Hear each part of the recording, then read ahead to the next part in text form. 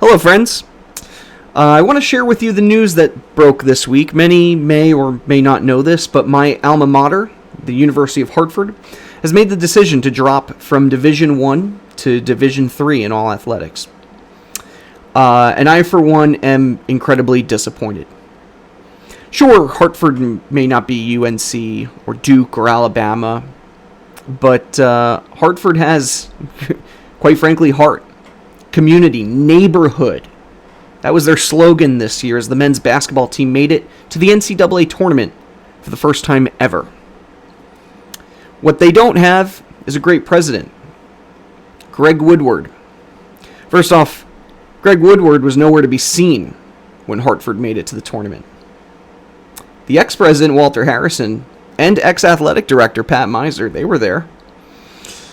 But Woodward sat in his vacation home. He's not even on campus right now. School's still in session. Where is he? Hiding somewhere? Gutless, spineless. Guy's a worm. Let's just put that out there. Dropping from D3 is not going to help your enrollment. It's not going towards academics. Let's be honest. The tuition is going to keep increasing whether you're D1 or D3. And it's not going to save you the millions of dollars you lost not focusing on getting students to the school. The moment that Hartford made it to the first round of the NCAA tournament was a moment to share with the entire country. That was a moment for Hartford to shine and grow, not just from that program, but in general. Put us on the map.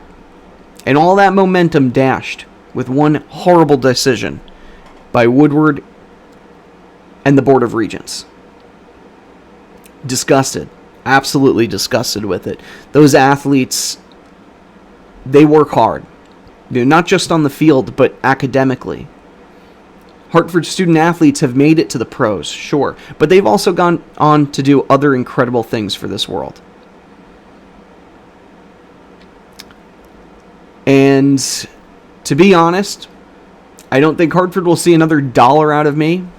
This hat that I wear on my head, absolutely disgusted by it and its logo. Actually, kudos to the softball team for blacking out University of Hartford on their jerseys. Yeah, that's right. They don't play for you. They play for themselves.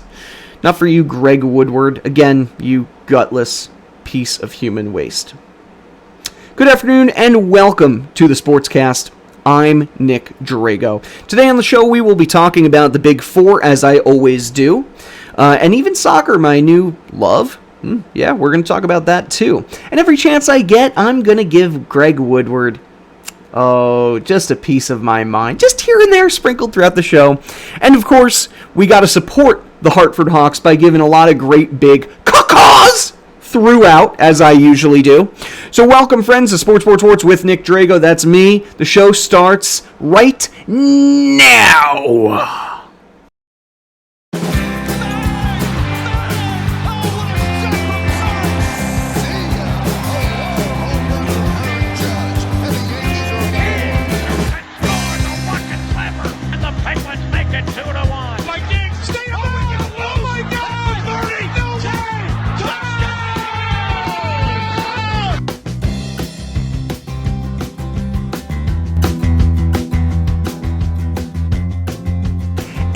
Welcome to the Sports Podcast with me, your host, Nick Drago. For those of you that are new to the program, first off, usually don't start it on such a somber note, but I gotta give as many FUs to Greg Woodward as I can throughout the program, so you kind of understand. That being said, we usually talk about all the sports news information from the previous week while giving you some details on what's going to happen over the next week, month, year, etc. Whew! Did you have a nice weekend? Happy Mother's Day to all the mothers out there. My mom, mother-in-law, my sister-in-law, even my wife, mother-to-be. That's right. There's a little baby growing in there, and it's a boy. And I'm excited about that, too. Friends, family, and whoever just wants to be here. Happy to talk about sports with you today. There's a lot going on. NHL is getting close to the playoffs. So why don't we start there today? Some of the games from this weekend Let's just pull up my thing. Here we go. All right, starting from Friday. Stars got a win over the Lightning, 5-2. Red Wings beating the Blue Jackets, 5-2 as well. Flyers get a big win over the Capitals. Ducks lose to the Wild, 4-3. Golden Knights beat the Blues, 4-3. Avalanche get a win over the Kings, 3-2. And the Coyotes beat the Sharks, 5-2. Penguins get a win over the Sabres, 1-0, and that puts them in first place, and they win the division for the first time since 2013, I believe. Rangers beat the Bruins, 5-4. Blue Jackets get a win over the Red Wings, 5-4 as well, in overtime. Maple Leafs beat the Canadiens, and they, first time in like 14 years that they've taken their division. Congratulations to the Maple Leafs. Panthers beat the Lightning 5-1. Capitals get a win over the Flyers 2-1. Senators beat the Jets 4-2. Islanders get a win over the Devils 5-1. Preds beating the Hurricanes 3-1. Wild beat the Ducks 4-3. Avalanche with a win over the Kings 3-2. Golden Knights beat the Blues 4-1. Canucks losing to the Oilers 4-3. And then rounding out yesterday's games in overtime, Coyotes beat the Sharks 5-4. Now, right now, Blackhawks are beating the Stars 3-1, end of the second. Senators losing to the Flames 1-0. That game's still in its early stages. It's first period now. But let's take a look at these standings. So right now, Hurricanes have clinched their division. Good for the Hurricanes, clinching their division. Now, you have to know, on a normal year, normal circumstances, I just don't think the Canes would be that good. Let me be frank with you. They've played in a division that includes the Red Wings, Blue Jackets, Blackhawks. Whereas if they were in the East, they'd be competing against teams such as the Flyers, the Rangers, who would probably be in the playoffs in some other areas of the game. Not to mention Penguins, Capitals, Bruins, and Islanders. The Hurricanes, they're a good team, don't get me wrong. I just think they had some padded wins this year based on some of their competition. Now, they did have the Lightning to contend with, who had a surprisingly off year, and the Panthers, who were surprisingly good. So right now, if you look at the standings, Hurricanes are on top, Panthers right behind them at 77 points, then the Lightning, and then the Predators. And I believe the Lightning and Predators are definitely playing each other, but we don't know who's going to have home ice advantage. Hurricanes and Predators will play each other. So we got some interesting regional matchups. Actually, Lightning Panthers, battle for Florida. I kind of like it. We'll see what happens there, but that looks like your first two games in the Central Division, first round. You know what I mean. In the East, the Penguins have indeed clinched. Will they be playing the Islanders or the Bruins? That's the big question here. The Bruins have to win both. I believe if the Islanders win, the Bruins would have to lose both of their next two games. Look at that, new friends on Instagram. Thanks, phone. If the Bruins lose their next two and the Islanders win their next game, Penguins will end up playing the Bruins. If not, it's going to stay with the Islanders, and I think that's the better matchup for the Penguins. The Bruins are good, and the Penguins did beat them. I think they beat them twice in their last meeting, or it was really I know they won one pretty big, and then I think they lost. Maybe they lost the second one 1-0. Otherwise, it's going to be Capitals, Bruins, which I think is most likely what it'll end up being. And we still don't know who will have home ice for that matchup as well. So that's what we're still waiting to hear. But it's most likely going to be Penguins, Islanders, Capitals, Bruins. When you go into the West, you have the Golden Knights on top at 80. But the Avalanche still have 3 more games to go in their season and could very well take first place. So the West is very much up for grabs. The Wild are also in the mix. Now, let me think here. No, Wild cannot take first place. They are guaranteed second or third. But we don't know who they're going to be playing. The Blues will clinch as the wild card. Coyotes came pretty darn close. They really did. And then in the North, as I said, the Maple Leafs are in it. The Oilers and Jets are there as well. And then the Canadiens right now technically have not clinched the wild card spot.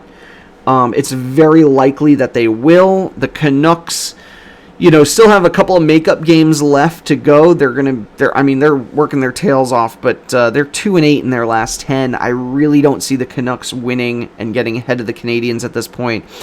And in fact, the Canadiens could actually overcome the Jets and get into third place here. So this is also one that's up for grabs. We know the Maple Leafs are definitely in it. We know the Oilers will at least be in the first round. We know the Oilers will have home ice in the first round, but we don't know if it's going to be the Jets or the Canadiens just yet. So there's a couple things to look at there. Connor McDavid, 100 points in just 53 games. Can you imagine if they played a full 82-game season? McDavid is losing some of his best years to the shortened NHL season, and quite frankly, it stinks to see that happen. I will say, though, is that he accomplished something interesting. He's like right on pace with where Sidney Crosby was at this point in his career.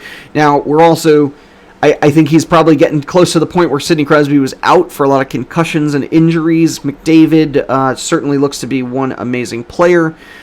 He's got to win some Stanley Cups, though. Got to win some hardware. But he'll get there. Rick Tockett will not be returning to the Arizona Coyotes. He's been there for 4 seasons. Remember, he is the reason that Phil Kessel went to Arizona. Which begs the question is, what's Kessel going to do next? Because after 1-2 seasons with the team, he's going to go somewhere and he's going to start losing it. So just wait for the Phil Kessel news. It's going to drop at some point. Rick Tockett was the main reason he went.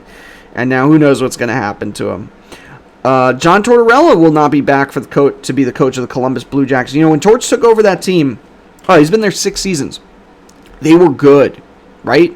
He made the Blue Jackets look real good. And over time, they've lost some players. They fell flat on their face this season, only winning 18 games. And Tortorella, who's an amazing coach, he's going to find somewhere to land. Maybe even with the Coyotes. Who knows? But 227 wins, 166 losses with the Blue Jackets. That's his 4th NHL team. Wow. Oh, yeah, and remember they swept Tampa Bay in 2019? That was pretty dang big. We got to talk about the Tom Wilson thing. Is anybody else mad that Wilson was not ejected? I'm almost as mad as I am at President Greg Woodward of the University of Hartford. I'm sorry, we're going off tangent. No, I'm not. Screw you, Woodward. Okay, anyway, I'm still mad at Tom Wilson. And if Tom Wilson could do anything to make me not mad at him, it would be punch Greg Woodward straight in the face. Just saying, it would make me feel better. Probably a lot of other student athletes, too. Anywho, but honestly, Tom Wilson should have been suspended after that hit and after hurting the Panarin for the Rangers. But instead, they've done nothing. The NHL's done nothing. Yeah, they fined him a slap on the wrist. Listen, this guy hasn't gotten a suspension in like 2 years, and quite frankly, he probably deserves it every once in a while. That being said, I think there are a lot of teams out there that would love a guy like Tom Wilson. He's got that fiery attitude that delights so many, I suppose. But legit, I'm just overall not happy with the guy. All right, let's take a look at the NBA. Bulls beat the Celtics 121-99. Celtics are in danger of that play-in tournament. Get ready for that. Heat beating the Timberwolves 121-112. Magic lose to the Hornets 122-112. Bucks beat the Rockets 141-133. That is a pretty high-scoring game. Let's guess. Wow, Giannis was not the highest scorer. Okay, 17 points. Mavericks 110 to the Cavaliers 90. Utah Jazz beating the Nuggets 127-120. Trailblazers beat the Lakers 106-101. Knicks fall to the Suns 128-105. Spurs beat the Kings 113-104. 76ers beat the Pistons 118-104. Wizards beating the Pacers 133-132 in overtime. Grizzlies get a win over the Raptors 109-99. Jazz beat the Rockets 124-116. Warriors beating the Thunder 136-97. Trailblazers get a win over the Spurs 124-102. Actually, can we go back to this Warriors game? Is this the one where Steph Curry had 49 points? You know, him and Bradley Beal are in this crazy scoring title race right now. Beal had like 50 points in a game. Curry then answers with 49. I think he had like 20-something points in the second half. It's funny because they were interviewing him and asking about it. He's like, oh yeah, I totally knew about Bradley Beal. It's just good old fun competition. Nuggies lose to the Nets 125-119. And then today's games, Heat beat the Celtics 130-124. Knicks getting a win over the Clippers 106-100. And we got to check that game out just because I love them Knicks right now. Derrick Rose, what a season he's having. Bullock looked good. Randall looked good. Barrett's looking good. Way to go, Knicks. Mavericks crushing the Cavaliers 82-66. Hornets beating the Pelicans 91-89. Timberwolves beat the Magic 95-55. Wow. Pistons beat the Bulls. Pistons are losing to the Bulls 37-19. All those games are happening right now. Thunder and King, that's tonight. Lakers, Suns, also tonight. Whew, I'd love to watch a University of Hartford basketball game for sure right now. But they won't be D1 anymore. Screw you, Greg Woodward. Okay, moving on to the East. 76ers remain on top. They're actually looking really good right now, 8-2. Remember, the Nets just a week or so ago were in first place. They overtook the Sixers or tied with them, and they've fallen a little bit. They're 5-5 in their last 10. Bucks, 43 wins. Now, those three teams have indeed clinched. The Knicks are on the verge right now. Now, they've already guaranteed themselves a winning season. Cha-ching. But Knicks are in fourth place, 38 wins. Right behind them are the Hawks and the Heat. Heat right now are hot. 7-3 in their last 10, not 73.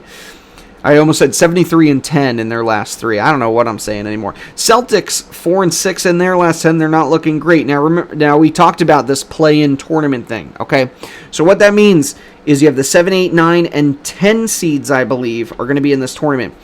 The 7 and the 8 are going to play each other. The winner of that game gets to play the number 2 seeds. That would be the Nets. Right? The loser of that game plays the winner of Wizards Pacers, and that team plays the 76ers, or whoever else is in first place. So the Celtics are going to have to prove themselves and play in. I don't hate the play-in tournament. I'm curious to see how it goes. I'm sure the NBA is curious to see what the ratings look like. After those teams, you got the Bulls at 28 wins, Raptors at 27. So disappointed in the Raptors this year. Magic at 21, Cavaliers 21, and the Pistons at 20. Moving into the West, the Jazz are on top with 50 wins, then the Suns at 48, Clippers at 45, and then the Nuggets at 44. You have the Mavericks at 39. They're in 5th place, followed by the Trailblazers. Then the Lakers. Lakers are 2-8 in their last 10. LeBron finally coming back and then gets hurt again. Anthony Davis proving that he can't lead a team the same way LeBron can. Oh, and Kyle Kuzma's out. That's fun. Warriors are up there as well, and they're actually winning games, so they could get ahead of the Lakers just a little bit here. Grizzlies at 3-4, and the Spurs at 3-2. So right now, your play-in tournament includes the Lakers, Warriors, Grizzlies, Spurs. If the Lakers can just get into the playoffs and let LeBron take over, hopefully he's not out for too long. Actually, we'll see if we can get an update on that since we're talking about it. I think the Lakers are still a deep threat for these players. It doesn't matter who they play in the first round, but we'll see. Pelicans, then the Kings, Thunder, Timberwolves, Rockets. And that's where your standings lie. Let's see what LeBron's been up to. Mr. LeBron James.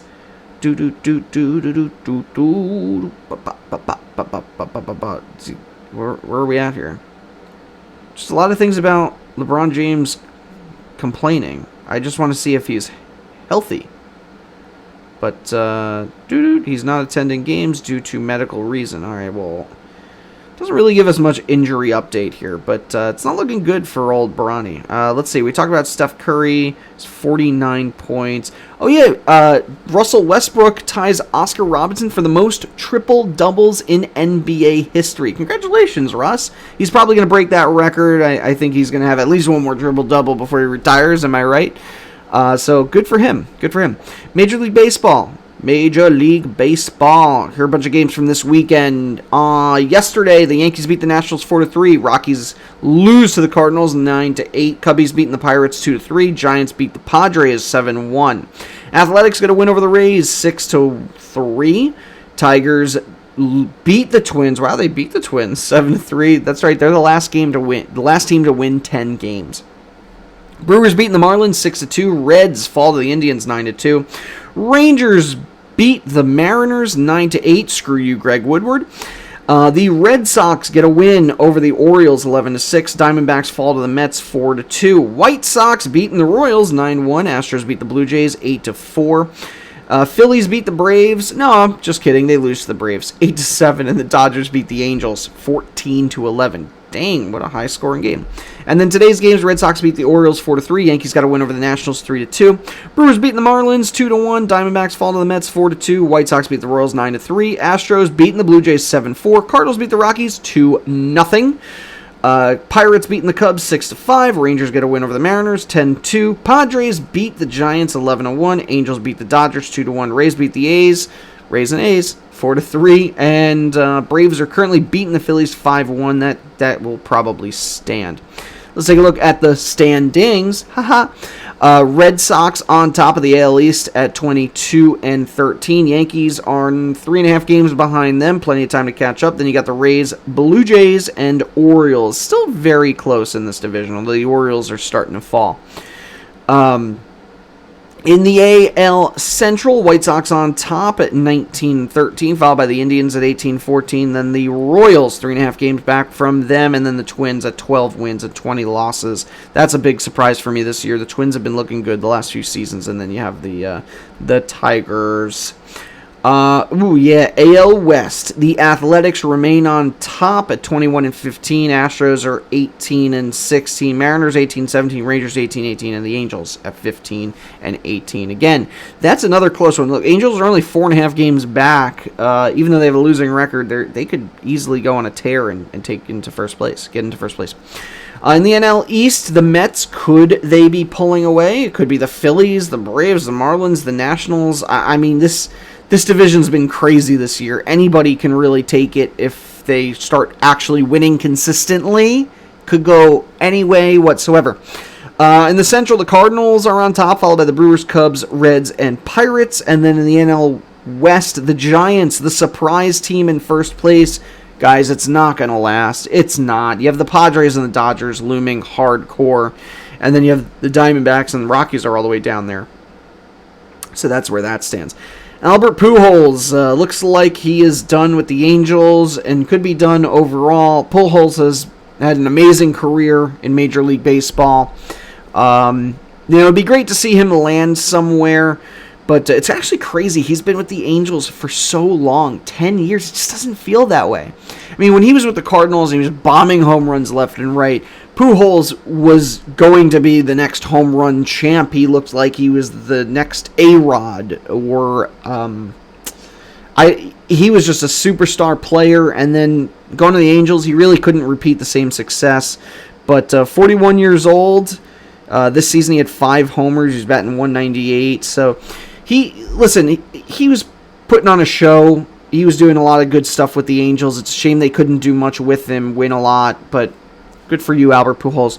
Wade Miley for the Reds, throwing the 4th, I would argue 5th no-hitter of 2021.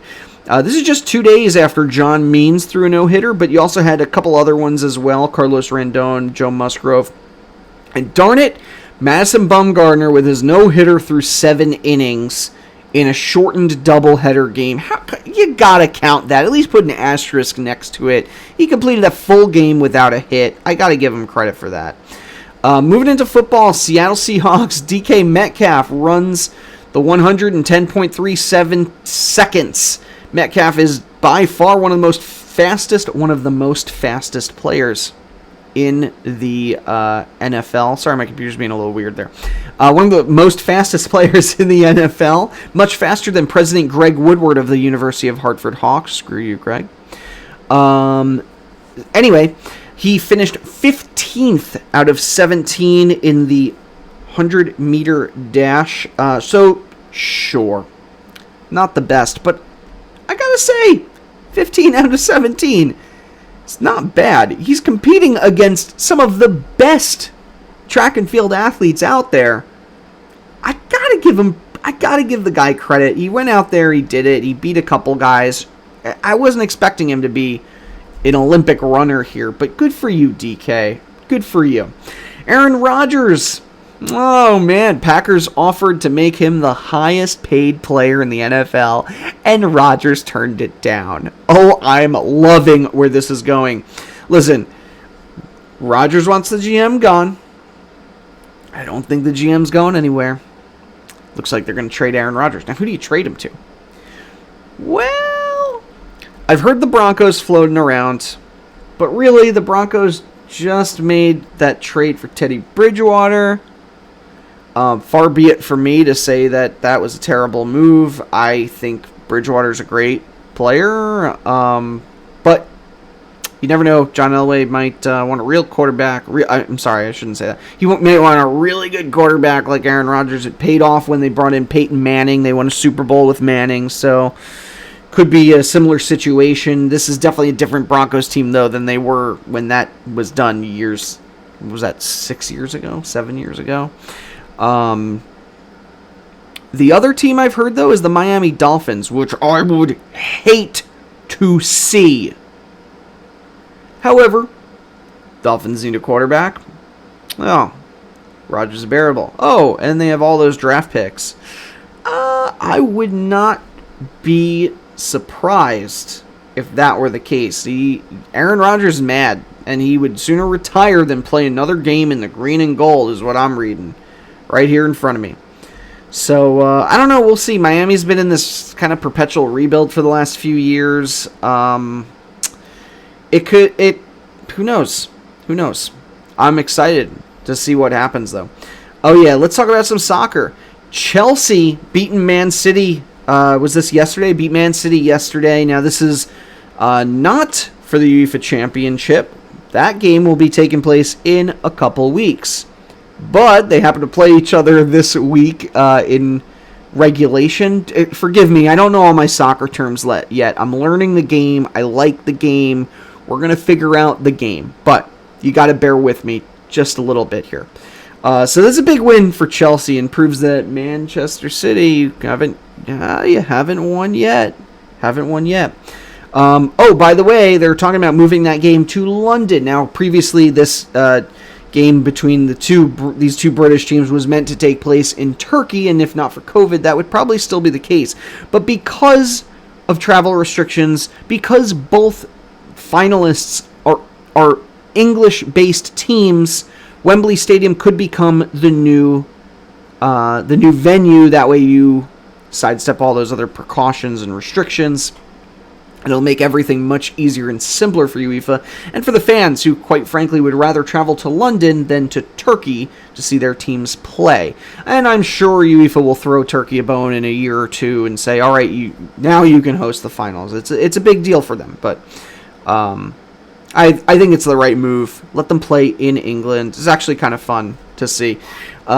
Neymar signs a contract, extends his time with PSG to 2025, 4-year extension. He's been with the club for a couple of years now. 2017 is when he joined after leaving Barcelona for a transfer fee of 222 million euros, which is a big deal. It's a lot of money. 29 years old. Good for him.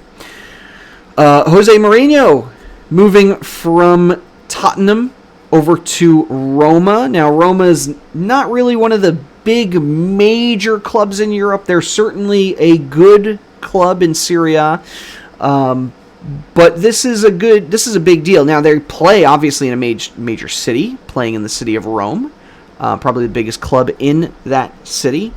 So to have a gaffer, coach, I don't really know what you call it. A manager, maybe? Let's call it that. To have somebody like Mourinho at the helm is a huge deal. And there's going to be players that want to play for him in general. All right, moving on. I think we talked about that. I think we're good. We're going to wrap up the show. Special thanks, as usual, to Johanna Drago. She's the content editor, logo designer, and set designer of this podcast. A special thanks, as usual, to my social media warriors, Mary Kay and Gary Albert. Thank you so much for listening in every week. Jorge Pajares, Joe Calabro, the whole gang. Of course, we got to say screw you, Greg Woodward, just at least one more time. No worries, I got a few more in there before the show ends. And, of course, this music you hear is a song called Golden Sunrise by Josh Woodward. A link to his website can be found in the show notes. No relation to the evil, gutless worm that is Greg Woodward. No, Josh Woodward is an American icon because he made the music for this show. And thank you, sir. Not Greg Woodward, who you are not related to. He is evil. And if you like what you heard today, find me on SoundCloud, Twitter, YouTube, and the Facebook. Just type in Sports with Nick Drago. Yeah, that's me. You can also find me through email, sports3xpodcast@gmail.com. You can also like, share, comment, tweet, Twitter at me, or just whatever else you could possibly want to do out there in the world. Okay, friends. Well, I've had a wonderful time with you today. Again, screw you, Greg Woodford. Go University of Hartford Hawks, Division I sports. And have a wonderful day. As usual, I got to end the show with my signature University of Hartford Hawks. Caw-caw! Thanks for joining us, friends, and have a good night.